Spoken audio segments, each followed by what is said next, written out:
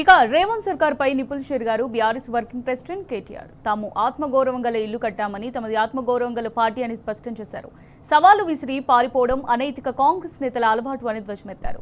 తాము రాష్ట్రం సాధించామని నిరుపేదల సొంత ఇంటి కలను నిజం చేశామన్నారు. కేసీఆర్ పాలనలో గుడిసెలు కాదు డబుల్ బెడ్రూమ్ ఇల్లు కట్టామన్నారు కేటీఆర్.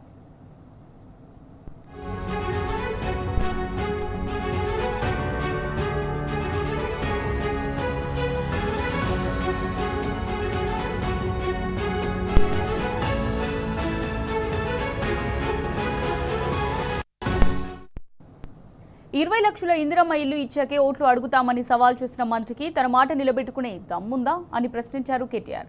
ప్రమాణాలు చేయడం కాదు, దమ్ముంటే చేసి చూపించాలంటూ సవాల్ విసిరారు. 20 లక్షల ఇళ్లకు గృహ ప్రవేశాలు చేసిన తర్వాతే ఓట్లు అడగాలన్నారు. హైదరాబాద్ గ్రేటర్ పరిధిలో 1,00,000 డబుల్ బెడ్రూమ్ ఇల్లు కట్టిన ఘనత తమదని గుర్తు చేశారు. 70,000 పెట్టి గడ్డి కప్పిన ఇల్లు తాము కట్టలేదన్నారు. తాము కట్టిన ఒక్కో ఇల్లు 7 ఇందిరమ్మ ఇళ్లతో సమానమని స్పష్టం చేశారు. చరిత్రలో ఎవరూ చూపని సాహసంతో 60 ఏళ్లు అధికారంలో ఉన్న పార్టీలకు రాని ఆలోచనతో దేశానికి ఆదర్శంగా అందమైన విశాలమైన ఇల్లు కట్టి చూపించామన్నారు. నిజాయితీ ఉంటే దమ్ముంటే హైదరాబాద్ లో తమ కంటే గొప్పగా డబుల్ బెడ్రూమ్ ఇల్లు కట్టి చూపించాలన్నారు కేటీఆర్.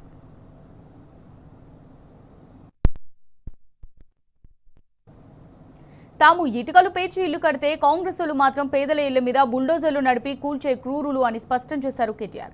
వారాంతాల్లో సామాన్యుల గుడిసెలు కూల్చి వికృత ఆనందం పొందేవారు.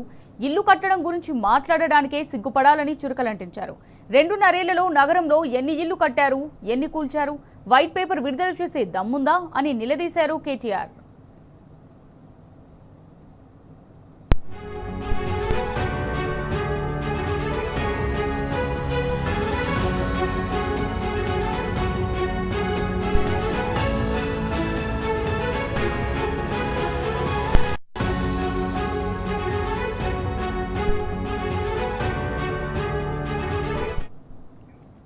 దీపావళి బాంబులు పేల్చాలనిపించే మంత్రి మిస్టర్ బాంబ్లెట్ అని నిపుల్ షేర్ గారు కేటీఆర్.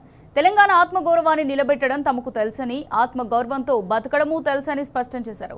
కాంగ్రెసుల కోహినూరులో కాళ్ళ మీద పడి ఢిల్లీకి దొంగచాటుగా పారిపోయి కేసుల నుంచి తప్పించుకోవడం తమకు తెలియదన్నారు. కొడుకు కంపెనీకి 1,000 కోట్ల కాంట్రాక్టులు వెనుక తలుపు నుంచి ఇప్పించే అవినీతి ఎత్తులు తమకు తెలియవన్నారు. అక్రమ క్రషర్లు నడిపి ప్రభుత్వ నిధులు అక్రమంగా దోచుకోవడం తెలియదని చురకలంటించారు.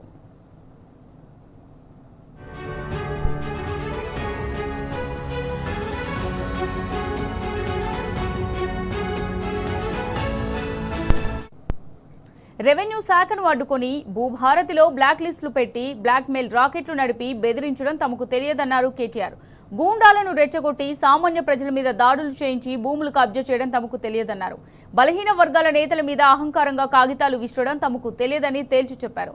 ఎన్ని పనికిరాని డబ్బాలు కొట్టినా, ఎన్ని డైవర్షన్ నాటకాలు ఆడినా 420 హామీల ఎన్నికల మోసాన్ని బయటపెట్టకుండా వదిలిపెట్టబోమన్నారు.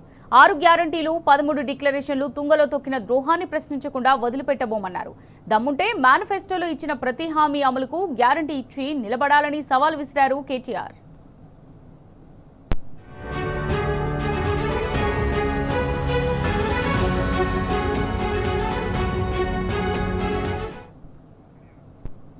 రైట్ గా దీనికి సంబంధించి మరిన్ని డీటెయిల్స్ మా రిపోర్టర్ లివిల్ అందిస్తారు. లివిల్, మరి కేటీఆర్ ట్వీట్ కి సంబంధించి మీ దగ్గర ఉన్న డీటెయిల్స్ ఏంటి లివిల్? వాళ్ళ ఏదైతే రాష్ట్రంలో కాంగ్రెస్ ప్రభుత్వం, కాంగ్రెస్ మంత్రుల సవాళ్లను మరొకసారి ఎద్దేవా చేస్తూ బీఆర్ఎస్ వర్కింగ్ కేటీఆర్ ఎక్స్వేదిగా స్పందించారు. ఆత్మగౌరవ గృహాలు కట్టిన ఆత్మగౌరవ పార్టీ మాది, సవాళ్లు చేయడం, పారిపోవడం నీతి లేని కాంగ్రెస్ నేతలకు అలవాటు అంటూ కూడా ఎక్స్వేదిగా స్పందించారు. స్వరాష్ట్రాన్ని సాధించాం, సద్గృహ స్వప్నాలను సాకారం చేశామంటూ కూడా చెప్పుకొచ్చారు. డబ్బా ఇల్లు కాదు, డబుల్ బెడ్రూమ్ ఇల్లు ఇచ్చి నిర్మించిన ఘనత నాటి మా బీఆర్ఎస్ ప్రభుత్వం అంటూ కూడా చెప్తారు. 20 లక్షల ఇందిరమ్మ ఇల్లు ఇచ్చాకే ఓట్లు అడుగుతామని ఛాలెంజ్ చేసిన మంత్రి మాట నిలబెట్టుకునే దమ్ముందా అంటూ కూడా మరొకసారి డిమాండ్ చేశారు. శపథం చేయడం కాదు, చేతనైతే చేసి చూపించాలంటూ కూడా ఆగ్రహం వ్యక్తం చేశారు. 20 లక్షల గృహ ప్రవేశాలు చేయించాకే గుమ్మం తొక్కి ఓట్లు అడుగుతామన్న సవాల్ కట్టుబడి ఉండాలి. పౌరుషం ఉంటే హైదరాబాద్ మహానగరంలో 1,00,000 డబుల్ బెడ్రూమ్ నిర్మించిన ఘనత మాది అంటూ కూడా మరొకసారి గుర్తు చేశారు. 70,000తో అగ్గిపెట్టే ఇల్లు కట్టలేదు, మేము కట్టిన ఒక్కో గృహం 7 ఇందిరమ్మ ఇళ్లతో సమానం అంటూ కూడా నాటి బీఆర్ఎస్ ప్రభుత్వంలో డబుల్ బెడ్రూమ్లను గుర్తు చేశారు. చరిత్రలో ఎవరు ఎప్పుడు చేయని సాహసంతో 60 ఏళ్ల ఏలిన పార్టీలకు ఎన్నడూ రాని ఆలోచనలో దేశానికి నమూనగా అందమైన పొదరిల్లు నిర్మించి చూపించాం. చిత్తశుద్ధి ఉంటే, సత్తా ఉంటే అంతకు మించి హైదరాబాద్ లో డబుల్ బెడ్రూమ్ గృహాలను కట్టండి.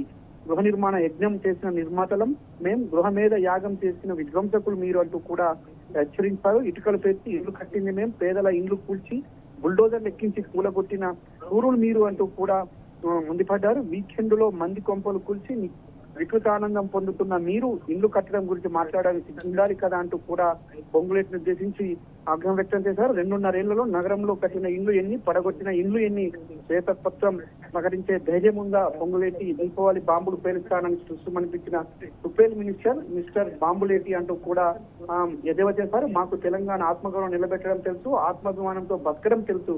మీలాగా కోహినూరులో కాళ్ళు పట్టుకొని ఢిల్లీలో లొంగిపోయి కేసు నుంచి తప్పించుకునే ఉపాయం మాకు తెలియదు. అడ్డదారుల్లో పొడుపు కంపెనీలకు 1000 కోట్లు కాంట్రాక్ట్లు ఇప్పించుకునే అవినీతి కిటుకులు మాకు తెలియదు అంటూ కూడా ఆగ్రహం వ్యక్తం చేశారు.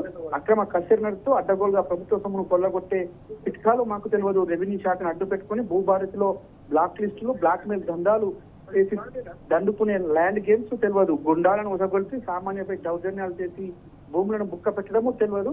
బడుగు బలహీన వర్గాల నేతల మీద అహంకారంతో పేపర్ను విసిరికొట్టడం తెలియడం మాకంటూ కూడా ఎద్దేవా చేశారు. మీరు ఎన్ని పనికిమాలిన ప్రగల్భాలు పలికినా, డైవర్షన్ డ్రామాలు ఆడినా 420 హామీల ఎన్నికల మోసాన్ని ఎండగట్టకుండా వదిలిపెట్టం. 6 గ్యారంటీలు, 13 డిక్లరేషన్ ఎగవేత ద్రోహాన్ని ప్రశ్నించకుండా విడిచిపెట్టం.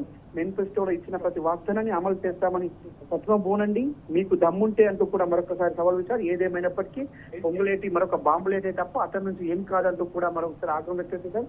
దమ్ముంటే మేము కట్టిన రోల్ మోడల్ ఇల్లు, డబుల్ బెడ్రూమ్ లాంటి ఇల్లు కట్టాలి, కానీ 70 ఇల్లు కాదంటూ కూడా మరొకసారి స్పందించారు. దీపావళికి తుస్సు బాంబులేటి నీకు దమ్ముందా అంటూ కూడా ఎత్తువ చేశారు. చింద్ర. Right, thank you level.